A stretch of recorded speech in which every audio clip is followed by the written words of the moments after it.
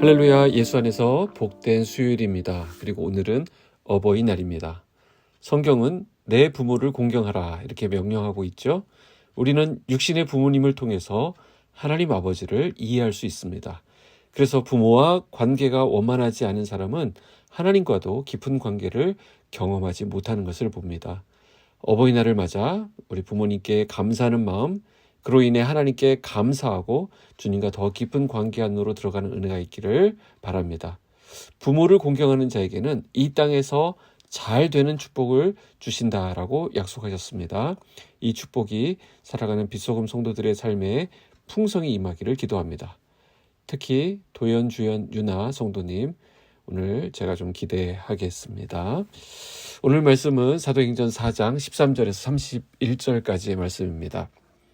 그들이 베드로와 요한이 담대하게 말함을 보고 그들을 본래 학문 없는 범인으로 알았다가 이상히 여기며 또 전에 예수와 함께 있던 줄도 알고 또 병 나은 사람이 그들과 함께 서 있는 것을 보고 비난할 말이 없는지라 명하여 공회에서 나가라 하고 서로 의논하여 이르되 이 사람들을 어떻게 할까? 그들로 말미암아 유명한 표적 나타난 것이 예루살렘에 사는 모든 사람에게 알려졌으니 우리도 부인할 수 없는지라. 이것이 민간에 더 퍼지지 못하게 그들을 위협하여 이후에는 이 이름으로 아무에게도 말하지 말게 하자 하고 그들을 불러 경고하여 도무지 예수의 이름으로 말하지도 말고 가르치지도 말라 하니 베드로와 요한이 대답하여 이르되 하나님 앞에서 너희의 말을 듣는 것이 하나님의 말씀을 듣는 것보다 옳은가 판단하라. 우리는 보고 들은 것을 말하지 아니할 수 없다 하니 관리들이 백성들 때문에 그들을 어떻게 처벌할지 방법을 찾지 못하고 다시 위협하여 놓아주었으니 이는 모든 사람이 그 된 일을 보고 하나님께 영광을 돌림이라. 이 표적으로 병 나은 사람은 40여 세나 되었더라.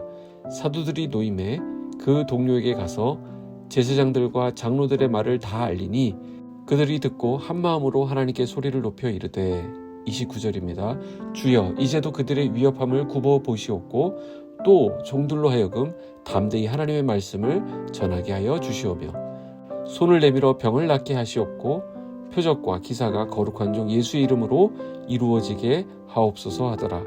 빌기를 다음에 모인 곳이 진동하더니 무리가 다 성령이 충만하여 담대히 하나님의 말씀을 전하니라. 아멘. 사도행전 4장 말씀은 공회 앞에 선 사도들이 서슬퍼런 권력자들의 위협 앞에서도 두려워하지 않고 담대하게 복음을 전하는 모습을 보여주고 있습니다. 우리는 이 장면에서 초대교회의 아주 멋진 모습을 엿볼 수 있는데요.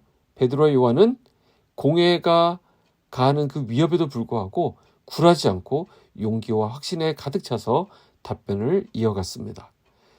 그러자 그들은 담대하게 답변하는 베드로와 요한을 보면서 놀랐다라는 것이죠.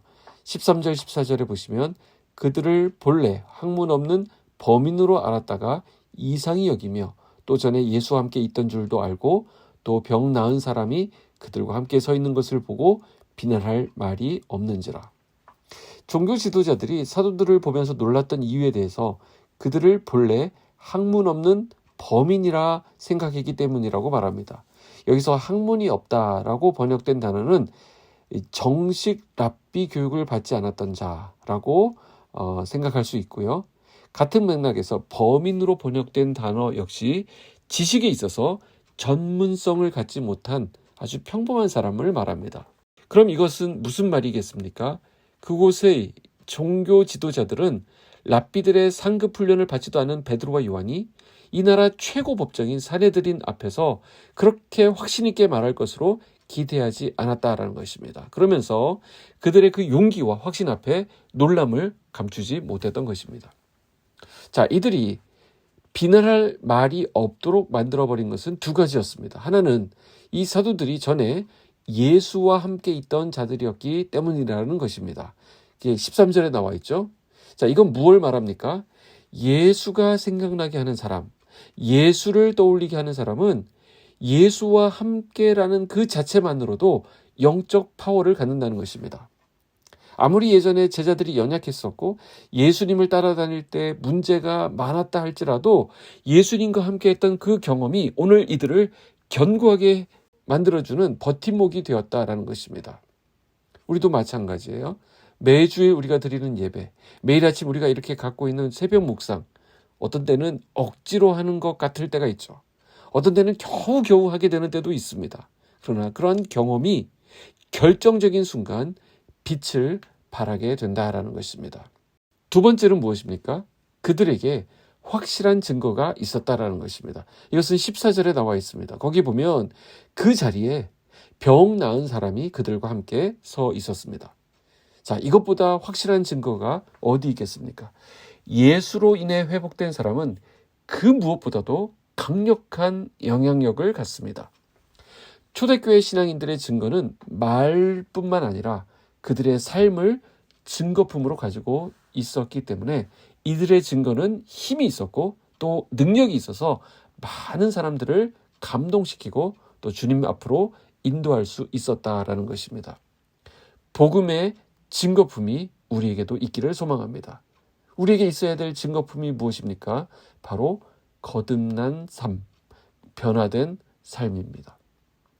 변화된 남편, 변화된 아내, 변화된 가정, 변화된 직장, 변화된 크리스찬이 되어야 한다는 것이죠. 우리가 정말로 거듭났다고 한다면 우리가 완벽한 사람은 될 수 없다 할지라도 우리가 때로 실수하다가도 회개하고 겸손하게 됩니다. 이것이 바로 이런 변화가 바로 부인할 수 없는 증거품이 되는 것입니다. 오늘 우리가 세상을 향해 가장 강력히 전달하게 될 복음의 메시지가 무엇입니까? 바로 우리 빛소금 성도들의 변화된 삶입니다. 수만 가지 이론과 사상을 이기는 가장 강력한 파워는 우리의 삶의 변화에서 나옵니다.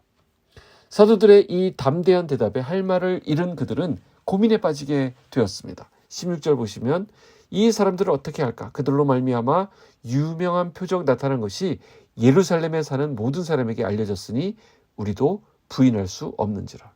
자, 종교 지도자들은 입장이 곤란해졌습니다. 그래서 함구령을 내립니다. 도무지 예수의 이름으로 말하지도 말고 가르치지도 말라. 자, 그러자 사도들의 반응이 무엇입니까? 베드로와 요한이 대답하여 이르되 하나님 앞에 너희 말 듣는 것이 하나님 말씀 듣는 것보다 옳은가 판단하라. 우리는 보고 들은 것을 말하지 아니할 수 없다. 계속해서 이 복음을 전하겠다라고 이야기합니다. 베드로와 요한을 비롯한 당시 초대교회 예루살렘 신자들은 한마디로 세상이 감당하지 못하는 자들이었습니다. 사도들은 사람의 말보다 하나님의 말씀에 더 큰 권위와 비중을 두었습니다. 즉 하나님께 우선순위를 두었다라는 것입니다. 오늘 우리가 계속해서 씨름하게 되는 부분이 바로 이것입니다. 우선순위입니다. 어떤 것을 결정할 때 직장을 선택하고 여러 가지 모임에 참석 여부를 결정하고 돈 사용을 결정하고 할 때 우리는 과연 무엇에 우선순위를 두고 있습니까? 오늘 하루를 이렇게 시작할 때도 마찬가지입니다. 아마 우리가 주님 앞에 갈 때까지 바로 이 싸움을 하게 될 것입니다. 하나님 앞에 우리의 믿음을 결단하고 하나님의 말씀을 세상의 그 어떤 말보다 더 우선시할 때 하나님이 우리를 책임져 주십니다. 이 하나님을 신뢰하시기 바랍니다. 세상의 그 어떤 힘 있는 자보다 하나님을 더 두려워하는 마음, 세상의 그 어떤 권세보다 하나님의 권세가 더 크심을 인정하는 그 마음이 오늘 우리를 견고히 붙들어 줄 것입니다.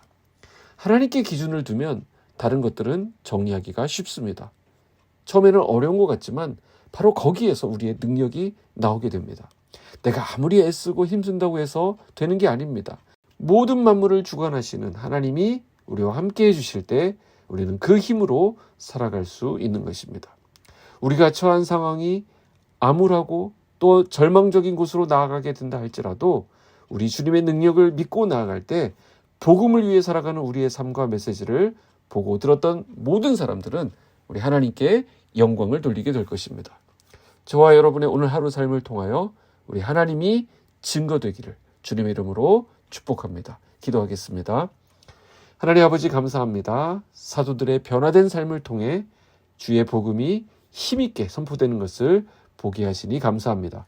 오늘 우리의 삶을 통해서도 예수 그리스도의 주 되심을 인정하게 하시고 어떤 일이나 계획을 진행하든지 하나님의 말씀을 가장 우선된 자리에 놓고 결정할 수 있도록 우리를 인도하여 주시옵소서. 이 하루가 주님을 온전히 기쁘시게 하는 믿음의 날 되기를 소원합니다. 우리에게 지혜와 총명 그리고 풍성한 감사를 채워 주시옵소서. 예수님의 이름으로 기도하옵나이다. 아멘.